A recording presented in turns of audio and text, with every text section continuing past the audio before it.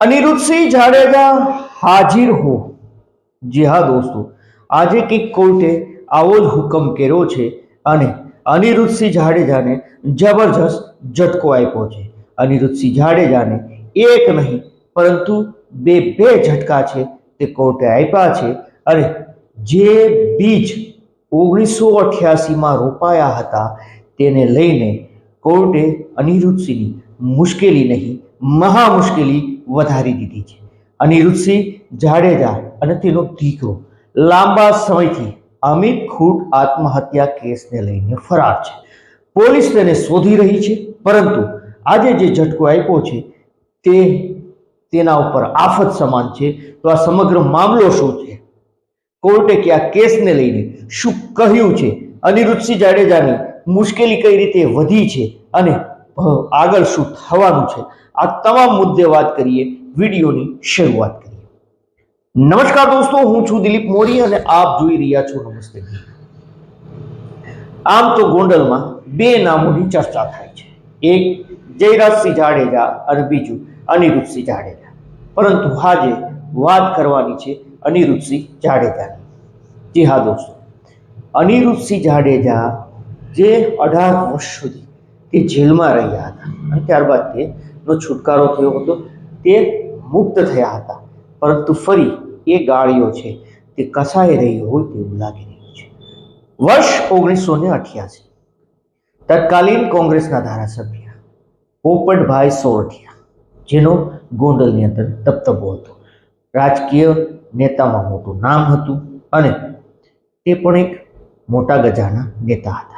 आ धारासभ्य 15 ऑगस्टनी सवारे स्वातंत्र्य पर्वना दिवसे ध्वज वंदन थतुं हतुं, ध्वज फरकावવાનો कार्यक्रम हतो अने आ कार्यक्रमनी अंदर नजीकथी तेने गोળી मारीने जाहेरमां मोतने घाट उतारवामां आवे छे, तेनी हत्या करवामां आवे छे।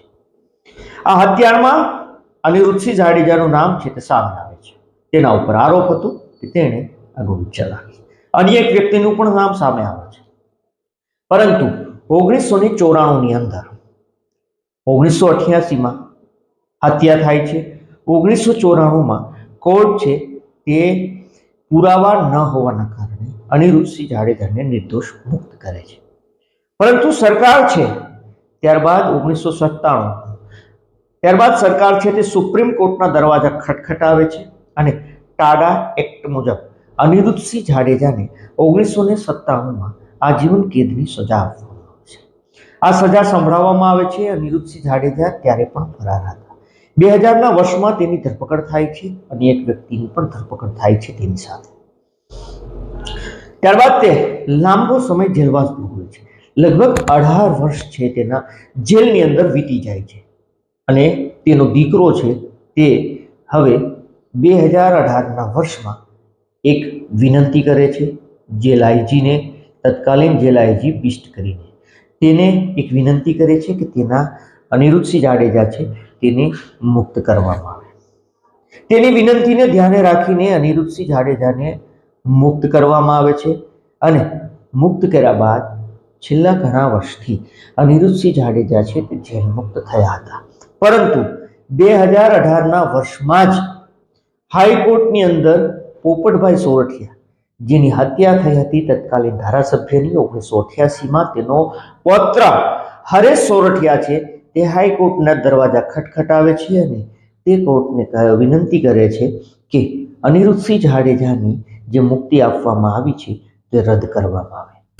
આ અરજી કરવામાં આવે છે કોર્ટની અંદર અને એ અરજીનો આજે કોર્ટે આ તમામ મુદ્દે એક આદેશ કર્યો છે। આદેશ એ કર્યો છે કે જે અરજી રદ કરવાની છે, એના જે મુક્ત કરવામાં આવ્યા હતા એ જે વિનંતીવાળી અરજી હતી અરજીને રદ કરવામાં આવે।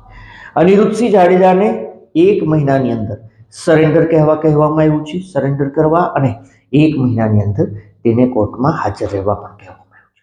સાથે સાથે તેને પોતાનો પાસપોર્ટ જમા કરાવવાનો પણ હુકમ કરાયો છે। એટલું જ નહીં, તેને રોજ હાજરી આપવાનો પણ હુકમ કરાયો છે। આ એક કેસ પેટો છે। પરંતુ બીજી આફત એ છે કે અનિરુદ્ધ જાડેજા ઉપર આરોપ છે ગોંડલની અંદર પોલીસ સ્ટેશનમાં તેની સામે ફરિયાદ નોંધાણી છે। અમિત ખૂટ આત્મહત્યા કેસ, જેમાં અમિત ખૂટે આત્મહત્યા કરી તેને દુષ્પ્રેરણા આપવાને લઈને અનિરુદ્ધસિંહ જાડેજા ઉપર ફરિયાદ નોંધાણી છે અને અનિરુદ્ધસિંહ જાડેજા તેનો દીકરો રાજદીપસિંહ જાડેજા આ બંને મહિનાઓથી ફરાર છે. પોલીસ તેને શોધી રહી છે, પરંતુ પોલીસને નથી મળી રહ્યા. પરંતુ સૌપ્રથમ રાજદીપસિંહ જાડેજાએ આગોતરા જામીન માંગ્યા હતા. કોર્ટે જામીન અરજીને ફગાવી દીધી છે.